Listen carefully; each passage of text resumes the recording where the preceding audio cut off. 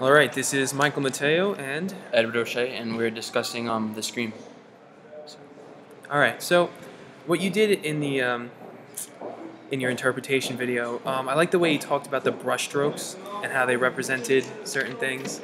Like that's something that I would have completely missed. So, I mean, what was it that made you realize that those brushstrokes were significant in any way? I mean, I would have just been like, oh, he decided to brush to the left.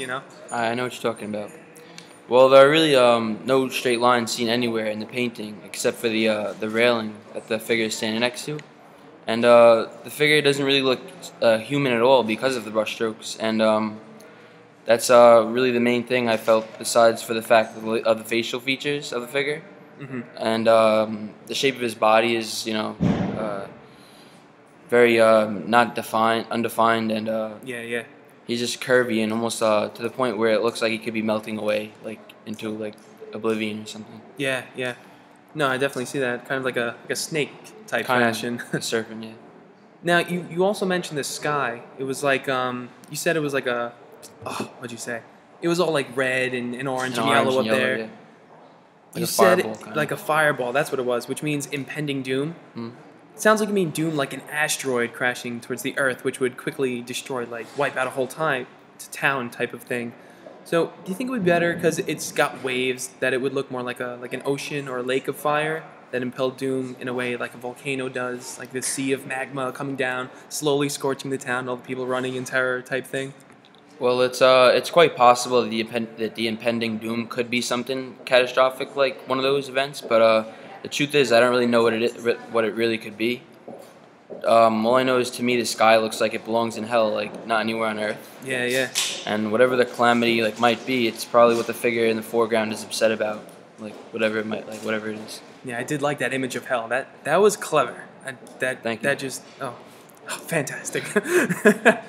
And then you went on to talk about the randomness of the painting. Like I get the curvy lines and the random brush strokes and all that, but you talked about the randomness, like the placing of things, like it was in another world, like twisted.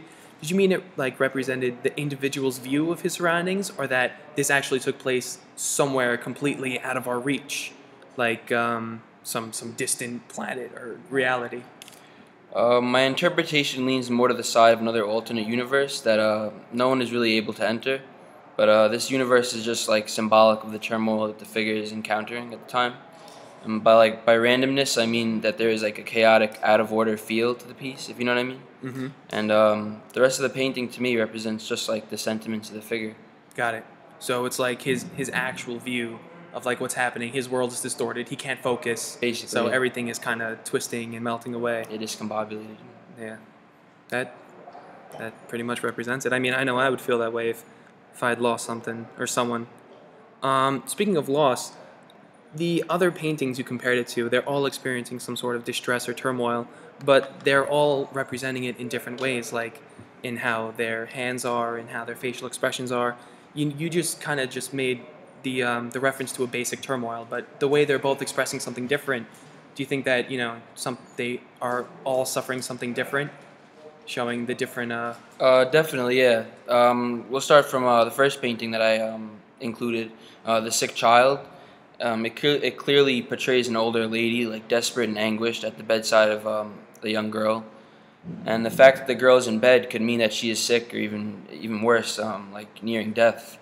The next painting, Melancholy, is not as transparent. It's what the man is thinking about so anxiously is not made clear by Monk, but whatever it is, we can tell by the man's facial expression and hand position that it is not about anything joyous, really. Yeah, yeah, And Ashes is all about the positioning of the hands of the man and the woman as well. The man is crouched in the corner with his hand over his head, almost as if he's like beside himself. yeah. The woman's hands make it seem like she just wants to scream or cry or something like that.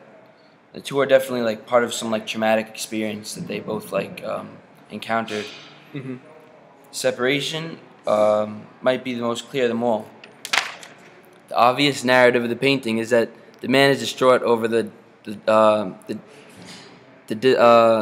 dismissal of his lady friend. Hmm. Whether she just left or died is up for interpretation because Monk gave us no way of determining that. But if you look closely, the man is actually clutching his heart, which is actually removed from his body. And Yeah, I can see that. That's that's yeah, rough. it was cool.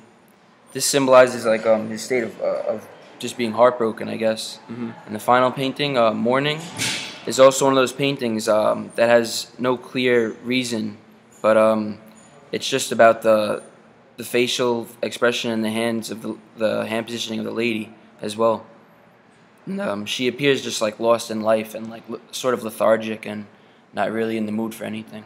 Yeah, yeah, So yeah, that's about it. yeah. No, that definitely made your interpretation a lot clearer. I can see where you got your thoughts and My ideas, yeah. your ideas. That thank you. All right, thank you very much.